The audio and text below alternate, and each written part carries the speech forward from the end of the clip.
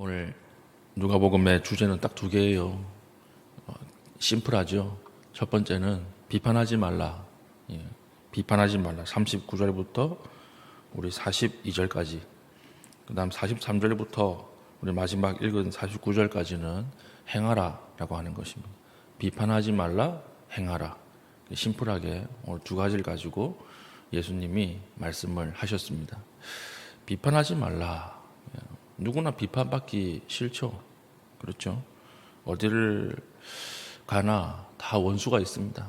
다 나를 싫어하는 사람이 있습니다. 꼭 뒤에서 이야기하는 사람들이 있습니다. 나를 미워하는 사람이 있고요. 나를 모욕하는 사람이 있고요. 나를 저주하는 사람이 있고 내 것을 가져가는 사람이 있습니다. 우리 어떤 참 어려운 일을 당했을 때 교회에 와서 하나님 앞에 은혜를 받고 좀 회복하고 싶은데 교회를 나오지 못하는 이유 중에 상당한 이유가요. 다른 성도들의 말 때문에 그래요. 말 때문에.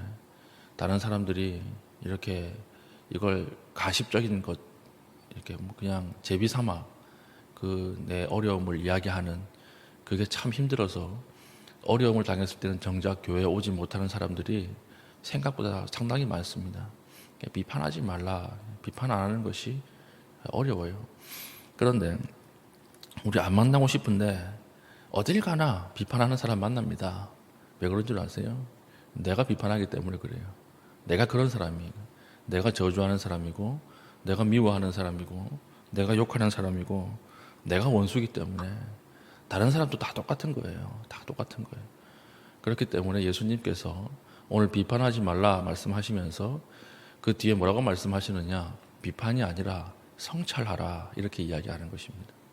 비판이라고 하는 것은 손가락을 남에게 가리키는 거죠. 성찰은 손가락을 나에게 가리키는 거예요. 그래서 나에게 가리켜야지 손가락을 남에게 가리키면 안 된다 이렇게 말씀을 하시는 것입니다.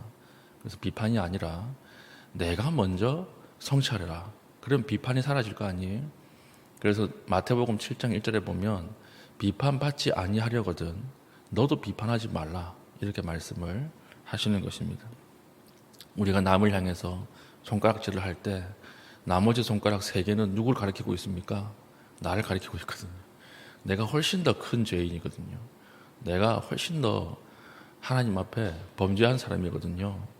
그러니까 남을 손가락질 하기 전에 가리키고 있는 3개의 손가락을 너에게 적용하라. 예수님이 이렇게 말씀을 하시는 것입니다. 오늘 예수님이 비판에 대해서 말씀하실 때 독특하게 상징적으로 사용하고 있는 것이 있어요. 그것이 무엇이냐면 눈과 연관된 것들을 사용하고 있습니다. 39절 보십시오. 또 비유로 말씀하시되 맹인이 맹인을 인도할 수 있느냐? 둘 다 구덩이에 빠지지 아니하겠느냐? 그렇죠? 맹인이 맹인을 인도할 수 없다. 비판에 대해서 말씀하시면서 맹인의 비유를 하셨고요.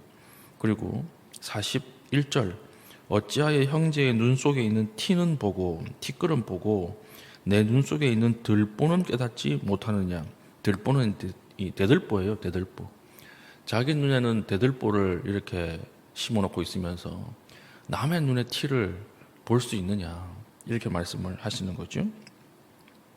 42절 너는 내 눈 속에 있는 들보를 보지 못하면서 어찌하여 형제에게 말하기를 형제여 나로 내 눈 속에 있는 티를 빼게 하라 할 수 있느냐. 외식하는 자여. 이런 사람 외식하는 자래요. 외식하는 자여 먼저 내 눈 속에 있는 들보를 빼라. 그 후에야 내가 밝히 보고 형제의 눈 속에 있는 티를 빼리라. 다 무엇과 연관되어 있습니까? 눈과 연관되어 있는 거예요. 예수님이 과장법을 사용하시면서 그 차이를 극명하게 드러내시는 거죠. 남의 눈에 티를 빼기 전에 네 눈에 있는 들보부터 대들보부터 빼라 이렇게 이야기를 하는 것입니다. 이만 다시 이야기하면 내 죄가 훨씬 큰 거예요. 내 죄가. 그런데 남을 비판하는 사람은 어떤 사람이 비판합니까? 나는 죄가 없다고 생각하는 사람이 비판하는 거죠. 그 사람은 은혜 받은 사람도 아니고요. 그런 사람은 교인도 아닙니다.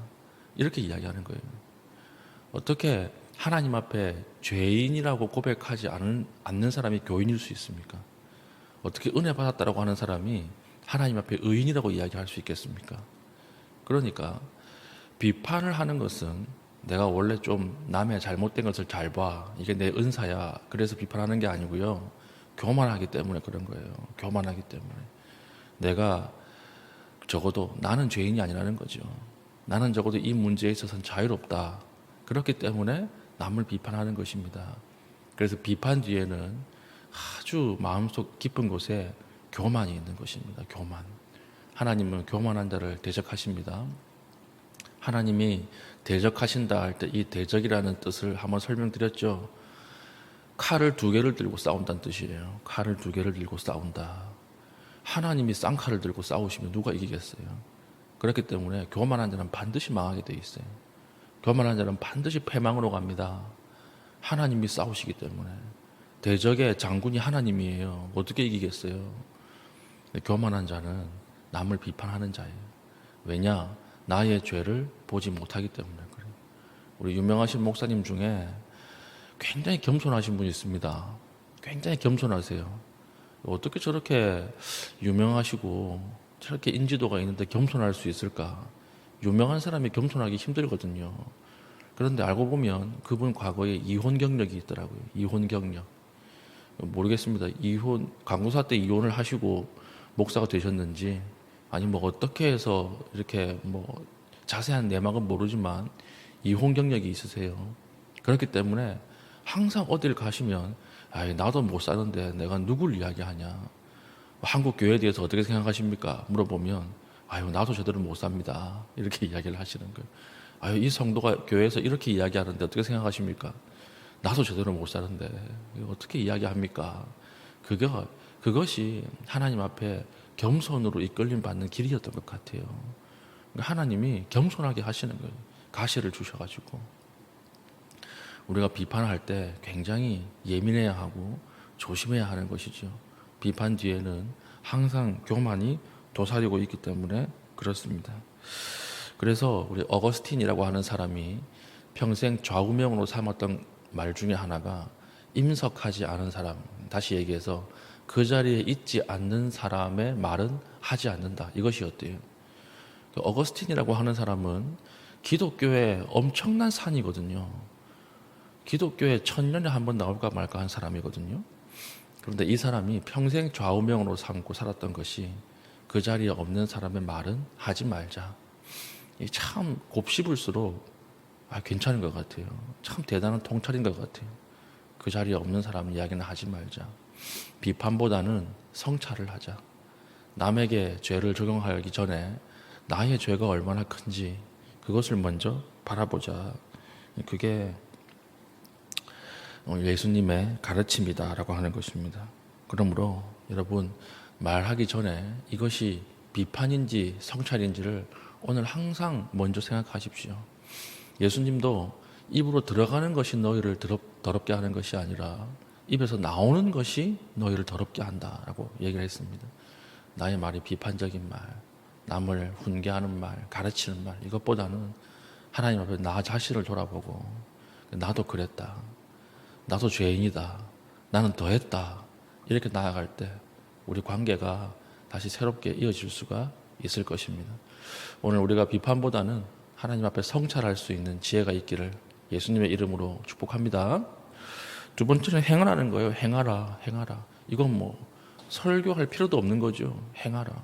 여러분, 아는 것이 신앙이 아니고요, 그 아는 것을 가지고 사는 거기까지가 여러분 신앙이에요.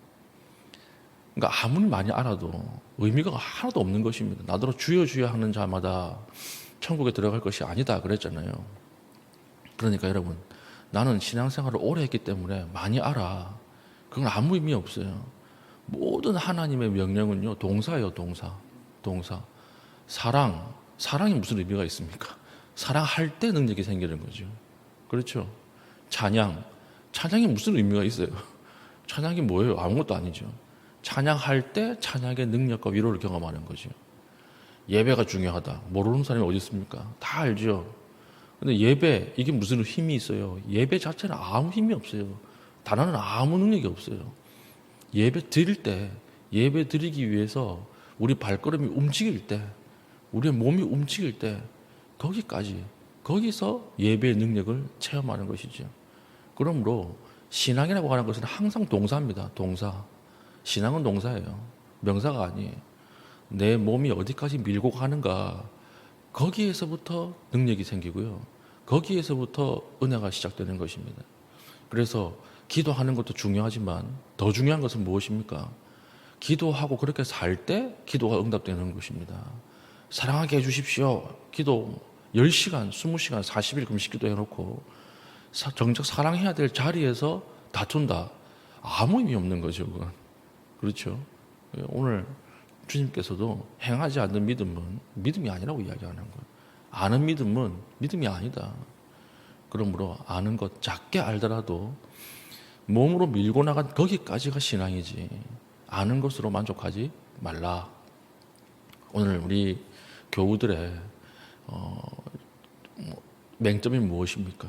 머리가 너무 커지고 몸은 너무 왜소해진 거죠. 머리는 굉장히 커져서 좋은 설교도 듣고 요즘 책도 잘 나오기 때문에 성경에 대해서 잘 알아요. 아주 잘 알아요.